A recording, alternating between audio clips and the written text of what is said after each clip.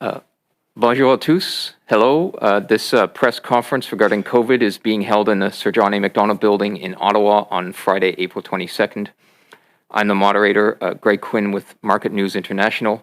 With us today, Canada's Chief Public Health Officer, Dr. Theresa Tam, et aussi le sous-administrateur en chef de la santé publique, Dr. Howard New. I remind everyone dialed in here to stick to best practices to minimize outside noise, and I believe we might have something like an hour for the session. With that housekeeping done, let's begin with opening remarks. Doctors, the floor is yours.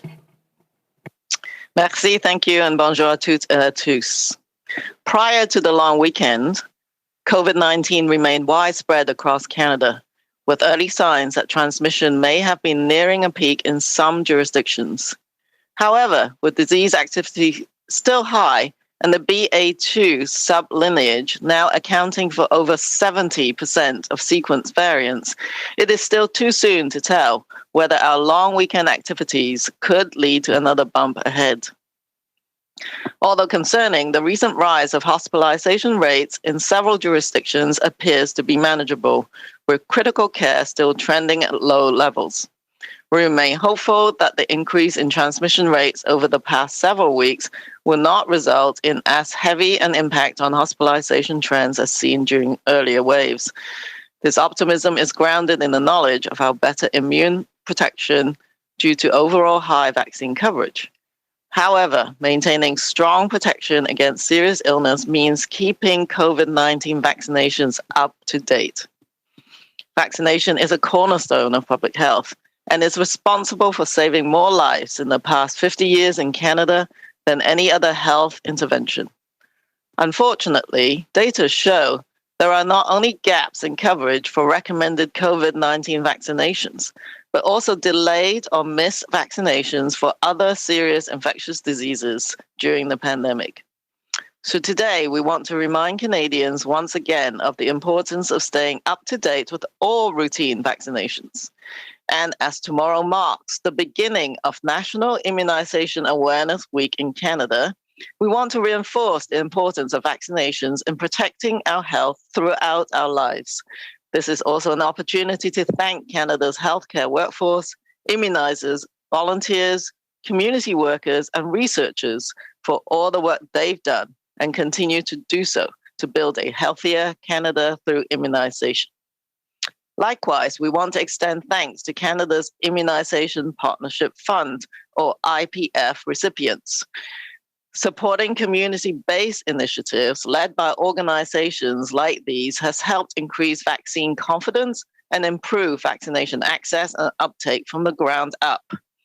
Throughout the largest and perhaps most complex immunization campaign in Canada's history, rolling out COVID-19 primary series and booster dose programs to provide Canadians with a strong foundation of protection, IPF organizations have played vital and innovative roles.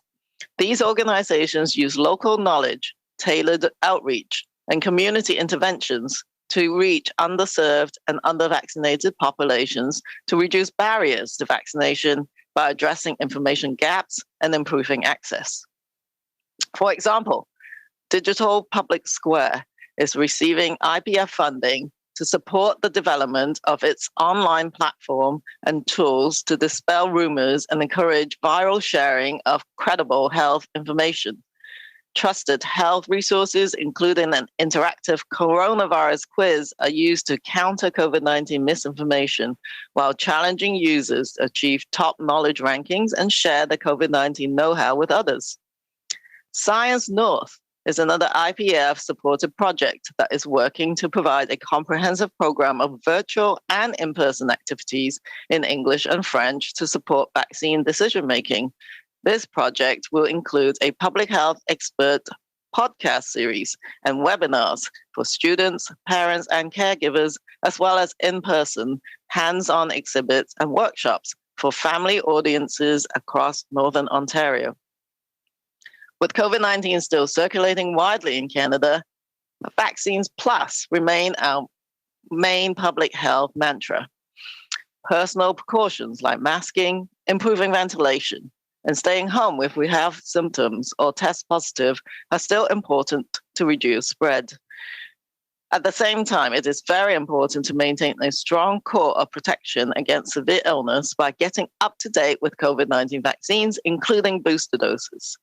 Although there is uncertainty in the months ahead, both for the trajectory of COVID-19 and for other respiratory viruses like influenza that have been less common due to strong public health measures, the importance of vaccination is clear.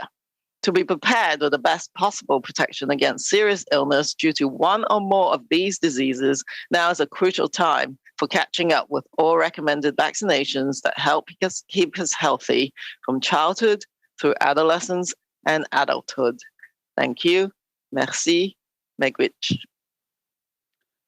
Bonjour à toutes et à tous. Hello everyone. Avant la longue fin de semaine, la COVID-19 est restée répandue au Canada et il y avait des signes avant-coureurs que nous pourrions avoir atteint le pic de transmission dans plusieurs provinces et territoires. Cela dit, l'activité de la maladie reste élevée et la soulignée BA2 représente plus de 70% des variants séquencés. Il est donc trop tôt pour savoir si les activités de la longue fin de semaine vont entraîner une autre hausse de nombre de cas. Bien que préoccupante, la récente hausse des taux d'hospitalisation dans plusieurs provinces ou territoires semble gérable. Le nombre de cas aux soins intensifs demeurant peu élevé.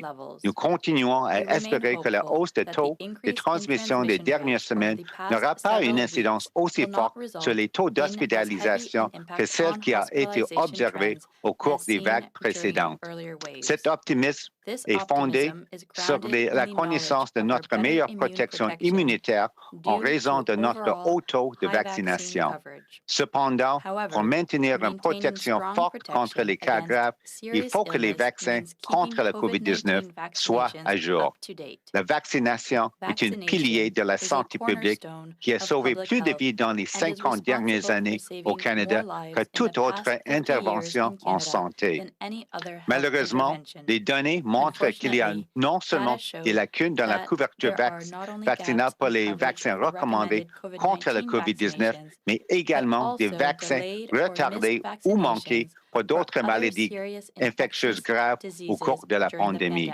C'est pourquoi nous souhaitons aujourd'hui rappeler encore une fois aux Canadiens qu'il est important de se tenir à jour dans ces calendriers de vaccination.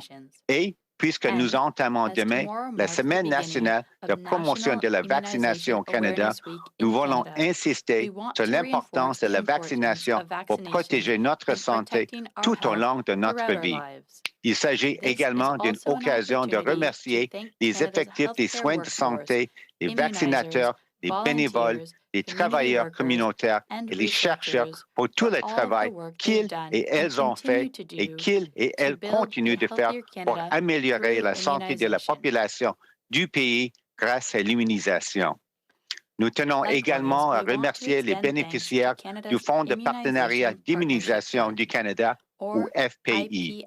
Appuyer les initiatives des collectivités a permis aux organismes comme ceux-ci d'aider à accroître la confiance à l'égard des vaccins, ainsi que l'accès à la vaccination et le taux de vaccination à partir de la base.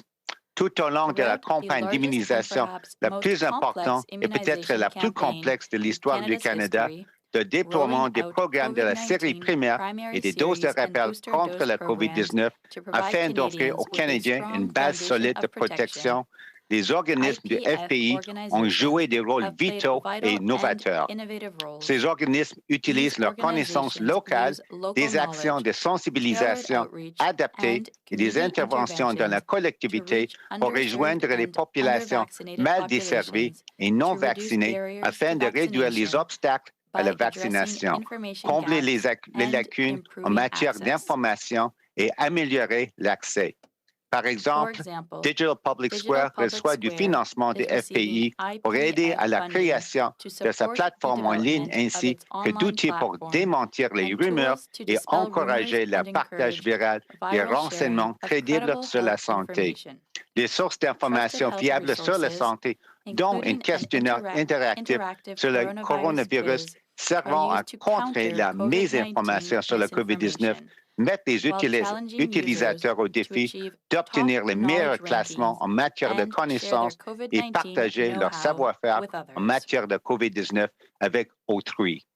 Science Nord est un autre projet appuyé par le FPI qui œuvre pour offrir un programme complet d'activités virtuelles et en personne, en anglais et en français pour soutenir la prise de décision concernant les vaccins. Ce projet inclut une série de balados-diffusions d'experts en santé publique et des webinaires pour les étudiants, parents et soignants, ainsi que des ateliers pratiques en personne pour les familles du nord de l'Ontario.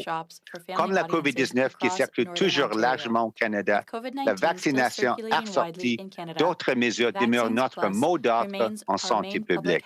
Les précautions personnelles comme le port du masque, l'amélioration de la ventilation et l'isolation à la maison si nous présentons des symptômes ou obtenons un résultat de test positif sont toujours importants afin de réduire la propagation. En même temps, il est très important de garder un fort noyau de protection contre les maladies graves en gardant une vaccination à jour contre la COVID-19, y compris les doses de rappel. Bien qu'il existe un certain degré d'incertitude pour les mois à venir, autant pour ce qui est de l'évolution de la COVID-19 qu'en ce qui concerne d'autres virus respiratoires, comme celui de la grippe, qui ont été moins fréquents en raison des rigoureuses mesures de santé publique, l'importance de la vaccination est évidente. Pour être préparé avec la meilleure protection possible contre les maladies graves causées par l'une ou plusieurs de ces maladies, il s'agit d'un moment crucial pour rattraper tous les vaccins recommandés qui nous aident à rester en bonne santé de l'enfance à l'adolescence et à l'âge d'adulte. Merci. Thank you. Miigwech.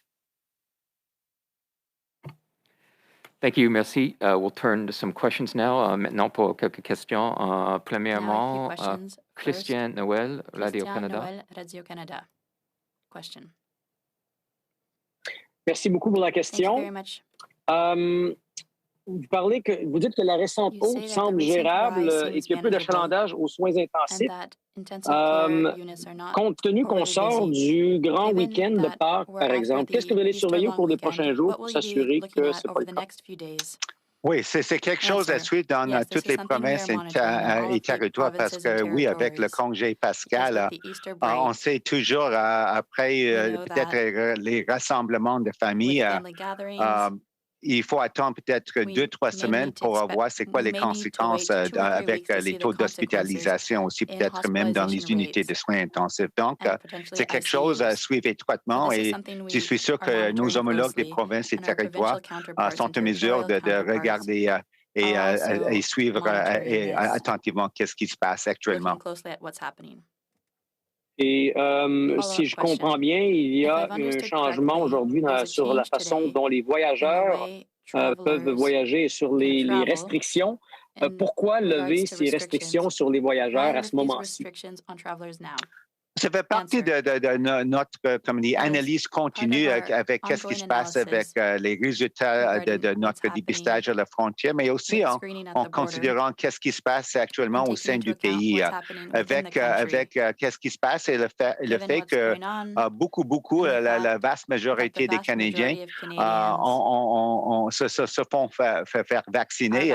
Je pense que c'est un bon moment pour peut-être assouplir peut-être un peu qu'est-ce qui se passe à nos frontières. Mais le gouvernement reste encore prudent avec l'assouplissement et c'est toujours, si on examine en détail, c'est toujours pour les voyageurs, comme on dit, entièrement vaccinés. Donc, avec ça, on voit que c'est peut-être possible de peut-être être plus efficace avec notre, comme on dit, programme de dépistage aléatoire obligatoire, seulement pour les 4 aéroports qui reçoivent. Je pense que plus de 90% des voyageurs qui arrivent par les vols au Canada.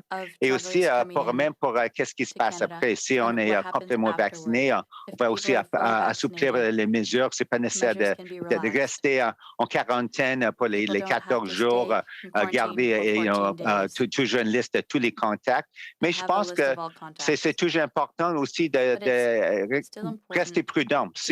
Même si ce n'est pas peut-être exigé, c'est toujours une bonne pratique de continuer avec les couches de protection, par exemple, le port de masque si on est dans des espaces publics, peut-être des endroits bondés avec beaucoup de monde, des espaces clos. Donc, je pense qu'avec les changements, ça fait partie de notre façon de continuer d'utiliser les données probantes et les sciences pour évaluer notre réponse. Merci. Secondly, let's turn now to Glenn McGregor, CTV. Oh, hi there. Just following up on Christian's question there about travelers. The United States has scrapped its mask mandate for domestic air travel. Many of the provinces are going to be doing the same thing in the coming weeks. And it will soon be in a situation where, for most Canadians, the only place they'll be legally required to wear a mask is on an airplane. And I'm just wondering how long you think that is necessary, whether that's even still effective. And do you anticipate this spring sometime or early summer that the requirement to wear masks on either domestic or international flights will be scrapped? Yes, it's Theresa Tam. I'll take that question. And I think this kind of requirement requires ongoing evaluation. Right now, of course, within the Canadian context, Omicron BA2 is going strong. And you're going to be traveling with a group of people in a certain environment. I think it is prudent to continue to require wearing a mask.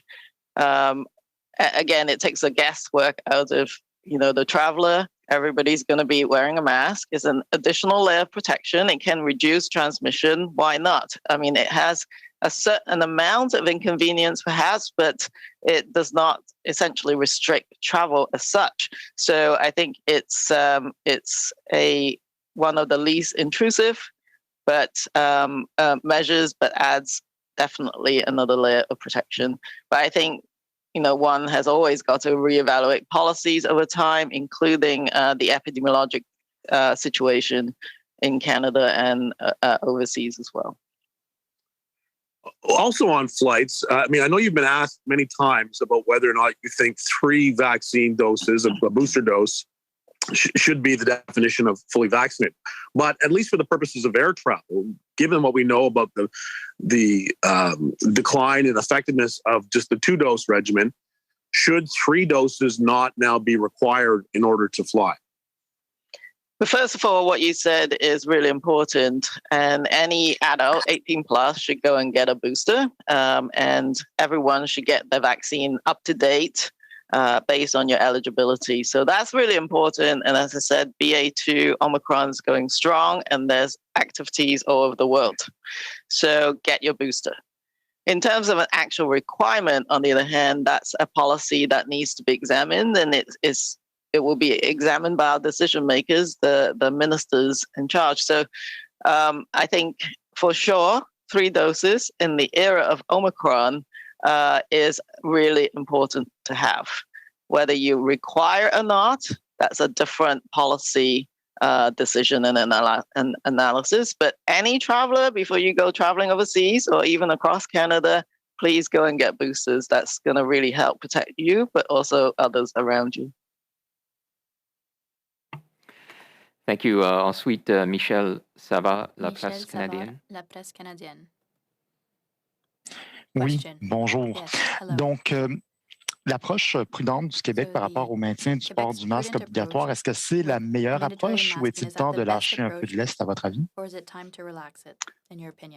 Merci pour la question, c'est Dr. New. Je pense qu'on parle toujours des mandats ou des exigences pour le port de masque. Et d'après moi, aussi Dr. Tam, moi, on a répété souvent que si on regarde les données probantes, les preuves scientifiques, c'est toujours une bonne couche de protection personnelle. C'est quelque chose qu'on peut contrôler comme lui-même. Et c'est toujours, d'après moi, une bonne pratique personnelle. Si on est peut-être dans un contexte où on est dans un espace clos, peut-être avec un contact étroit avec plusieurs personnes, des étrangers qui ne font pas partie de le ménage et aussi pour un bon bout de temps. Pour moi, c'est pas une question est-ce que c'est obligatoire ou non. Je pense que j'espère que ça va continuer d'être une bonne pratique personnelle que tout le monde veut continuer à utiliser parce que ça se protège, mais aussi c'est aussi une mesure pour protéger les autres. D'accord, merci. Et puis, Dr. Tam, j'aimerais vous entendre répondre à la même question que mon collègue anglophone vous a posée sur s'il est toujours nécessaire de porter un masque dans un avion, quand est-ce qu'on pourrait lever ça, vous sembliez dire pourquoi pas le garder. En ce moment, étant donné que le taux d'activité de COVID-19 est haut, c'est toujours prudent de porter un masque. Donc maintenant, le ministre de Transport a déjà dit on va continuer de cette politique en ce qui concerne le porter de masque dans un transport en commun. C'est une chose qu'on peut évaluer. Mais porter un masque, ce n'est pas une grande imposition pour le public. C'est une couche de protection importante pour protéger les autres aussi.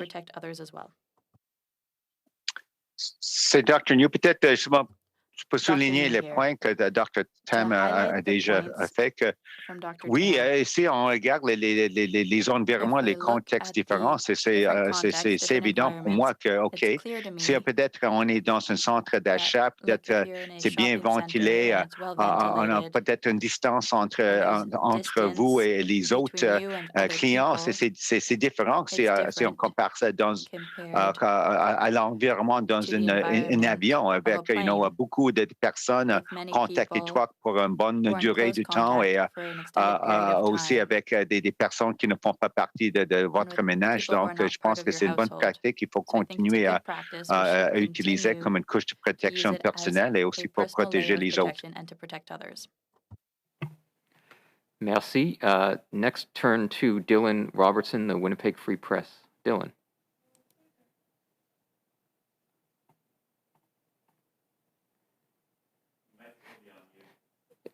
Hi there, I'm unmuted now.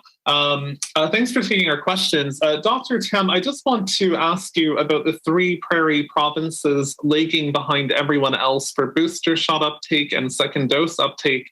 The demand seems to have dried up. There are super sites being closed. You can still get shots in a doctor's office, but it seems few people are asking for that. So I'm wondering if you have any concerns about one region being behind everyone else, especially when they're overrepresented in hospitalizations right now, and what we should do about that.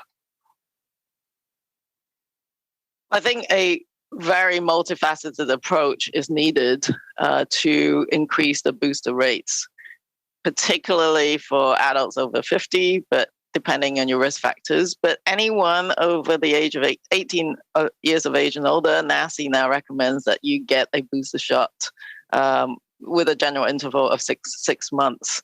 I think right now, with the Omicron BA2 wave still very much active, this is a good time for people to actually get vaccinated. So, but it does take many different approaches, and some of which we've actually talked about in our opening remarks is getting community organizations who can have a reach that perhaps governments by themselves cannot do into different community, figuring out why is it that they're not getting vaccinated. Is it because they don't understand the importance of the third dose? Is it because they think if they just got vaccinated, how long they should wait to get the boosters? Those questions may need to be answered in different languages. And so I think those community programs will be really vital. Certainly having access points that are convenient, going to where the people are, to help them get access in the most readily available approach would still be important. But I think, all chief medical officers right now are trying to re-communicate with everybody about the concept of up-to-date vaccination. So I think we have to explain to everyone that because of Omicron, which is that immune evasive variant, that third dose is really important, and it can give you a boost in reduction against infection, at least for a period of time, and transmission to others. But it can also strengthen the immunity against severe outcomes. And most of the vaccine effectiveness study shows that you get over 90% vaccine effectiveness against Omicron for severe outcomes. So what you were saying, like ICUs and hospitalization rates being still high in certain provinces, don't seem to be coming down very fast. Please do go and get that booster because it is very, very effective. I think, are we concerned? Yeah, we would love to get people mobilized once again to, like they did the first round and the second round, to get that booster dose. We probably haven't done enough good communication from all angles, public health and otherwise. And so we're trying to do that once again and give it another shot, as it were. But do, obviously contact your local jurisdictions as to how you get that shot in. But we do need to, I think, get another boost of energy for Canadians to get that booster. Of course, if you're in a really high risk groups, including the most senior of our population, a fourth dose or a second booster is also available. And we are seeing the fourth dose rates going up faster, perhaps, than our third dose. And so we would like to encourage everybody to get that very important third dose. Thank you. And on a totally different note, I wanted to ask about overdoses. Manitoba recently reported data that drug-related deaths have more than doubled in the past 4 years. It's not as bad as BC, but this trend seems to be heading east across the prairies, as it has been for a number of years. There's been talk about decriminalization of drugs locally, and I'm wondering how that fits in as a tool. If decriminalization is helpful, if it's a silver bullet, or if it's a counterproductive idea. So, Dylan, you hit on a really, really important public health crisis that I hope everybody is aware of. During the pandemic itself, the substance use, opioid or multi-substance use related crisis has escalated due to, I think, multiple factors. Connection is very important for individuals who use drugs, and some of that connection was lost perhaps during the pandemic, and access to harm reduction services. We need a holistic approach to reducing substance use related harms and the deadly effects of some of the drugs that are currently circulating. And that is a whole range of prevention, but harm reduction, access to safer supplies. That's something that Health Canada and the federal government's been trying to do, is to set up a number of projects and programs across the country to see the effectiveness of the provision of safer supplies because of just how toxic the drug supply is right now. Decriminalization serves to reduce stigma and really help focus the fact that substance use is a public health issue and not one of criminalization issue. So I think that's the most important aspect of decriminalization, but it cannot be, a single measure is not a silver bullet. You have to have all the other full multi-layered approach, including prevention, harm reduction, safer supply, treatments, recovery, and of course, social and economic support measures to address the determinants of health. But I think different approaches, best leveraging the, knowledge base of the community of persons who use drugs and their families. That's really important in finding solutions. But I know that a lot of cities as well as provinces are currently examining the policy of decriminalization and applying to Health Canada on that matter. Thank you, merci. Next up, nous avons Mylène Crête, La Presse. Mylène Crête, La Presse. Bonjour. J'aimerais savoir concernant l'assouplissement des restrictions pour les voyageurs, il y a celle de l'obligation de porter un masque dans les endroits publics est levée là, dans les 14 jours suivant l'arrivée au Canada. Je me demandais, c'est pas défini quels sont ces endroits publics. Est-ce que vous pouvez être plus précis? Merci pour la question. C'est Dr. New. Je pense que pour simplifier, on dit que les obligations, l'exigence fédérale, c'est vraiment si on est dans un transport comme un avion sous le mandat de gouvernement fédéral et aussi dans les aéroports. Mais quand on part de l'aéroport, je pense que c'est facile de penser, OK, on est maintenant dans une province ou territoire et il faut suivre les exigences ou les obligations des autorités à l'échelle locale.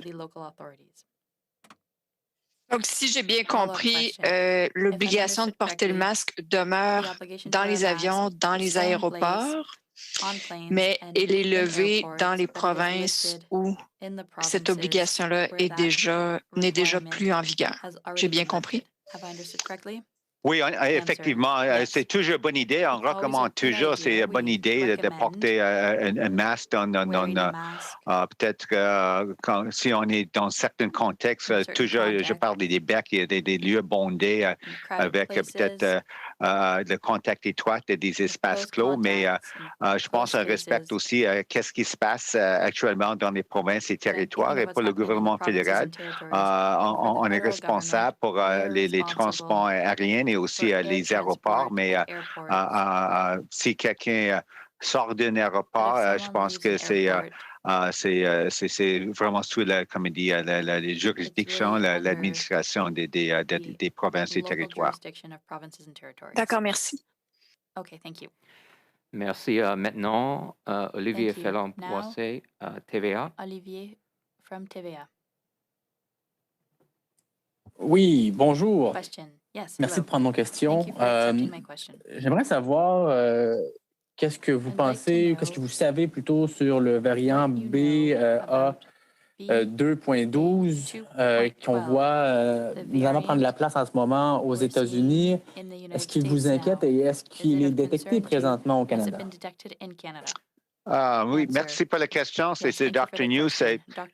Pour l'instant, c'est toujours comme dit, une question de continuer avec notre surveillance, avec notre système laboratoire, aussi avec notre laboratoire Winnipeg. On est toujours en train de regarder les séquences des variants qui font l'apparition ici au Canada, mais aussi à travers le monde. Et on continue avec même un programme de dépistage aléatoire obligatoire à notre frontière pour être capable de détecter.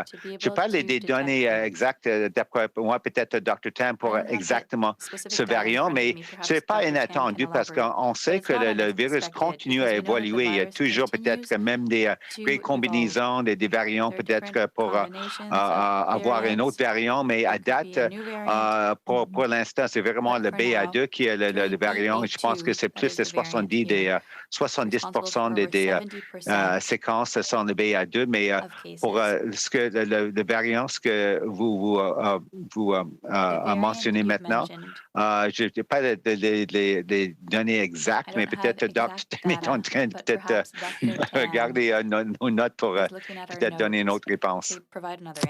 Oui, on peut faire suivi après, mais selon mon connaissance, mon niveau de connaissance, il y avait plus de 2000 détections de BA2,12, mais il y a un autre variant, BA2.12.1.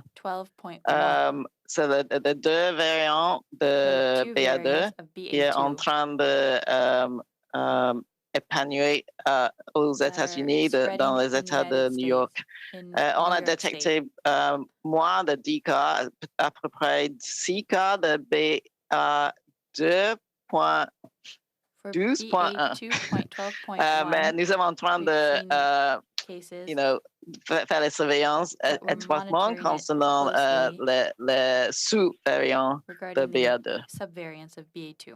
Merci. En effet, c'était bel et bien le BA2.12.1 que je parlais. Donc, j'en comprends qu'on en a détecté moins de 6.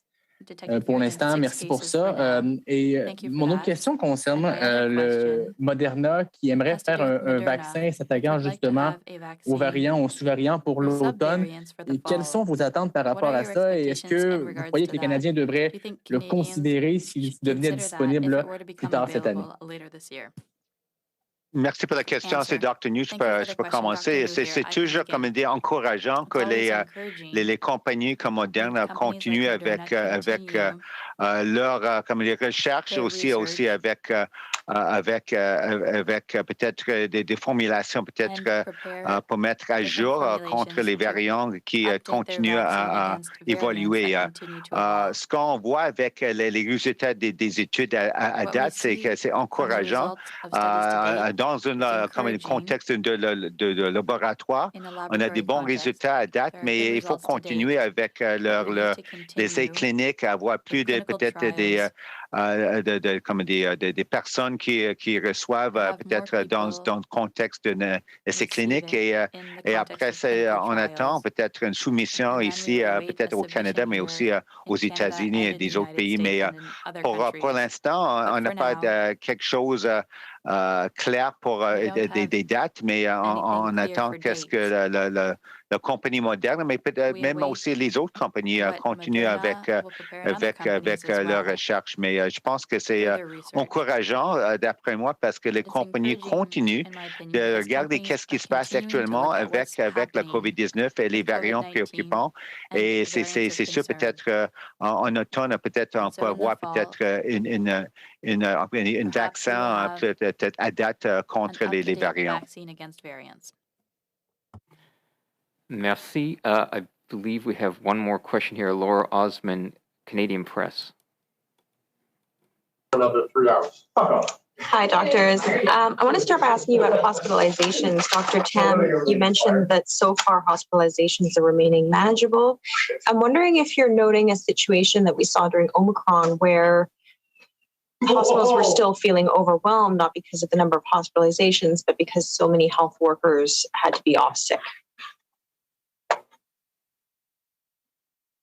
There was a bit of noise online, but yes, I think according to my colleagues in the provinces and territories, one of the issues that not as bad as in the first Omicron wave, but there's still a significant impact of the current resurgence on healthcare worker absenteeism.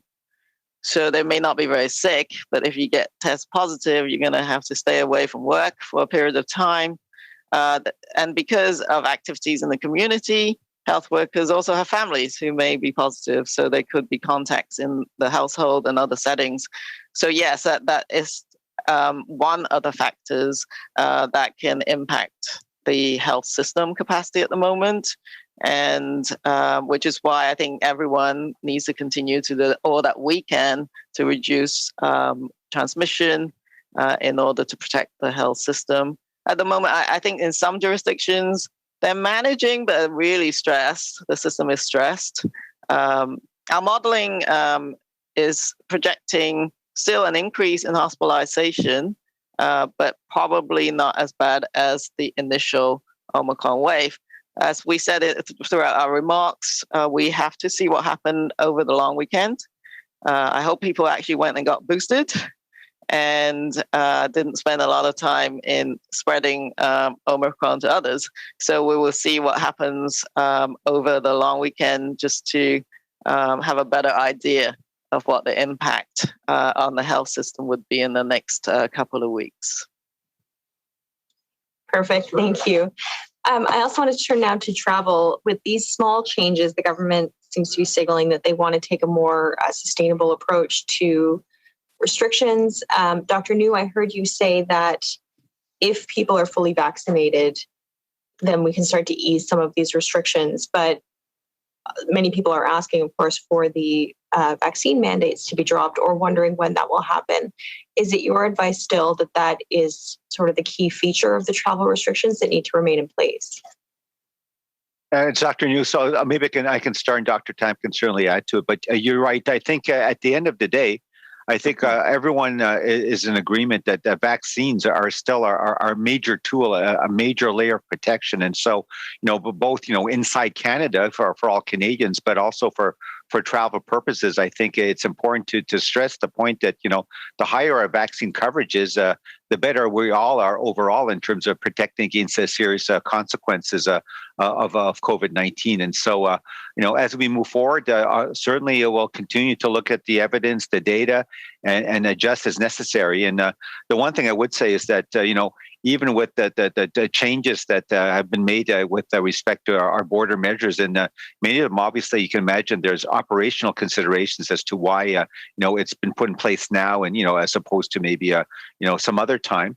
But it's important to maintain that infrastructure. So we have things like testing and so on. We want to maintain that. So, should there, unfortunately, maybe COVID-19 takes a turn for the worst and we need to readjust and go back to a different regime or maybe similar to what we might have had before, we're ready to do that. So I think that's the key feature of what we're doing at the border, trying to remain, I think, flexible and nimble as well, should there need to be adjustments made. But yes, I think at the end of the day, not saying anything about it from a policy perspective, but yes, the higher a vaccination rate is, the higher, the uptake is of vaccines, the better overall. So that's all I will say. And it doesn't really matter if it's relating to travel or just within Canada for Canadians in general.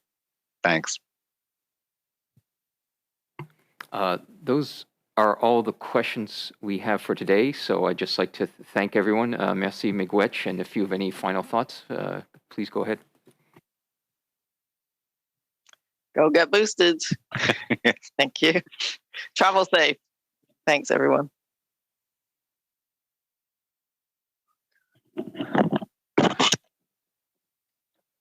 Recording stopped.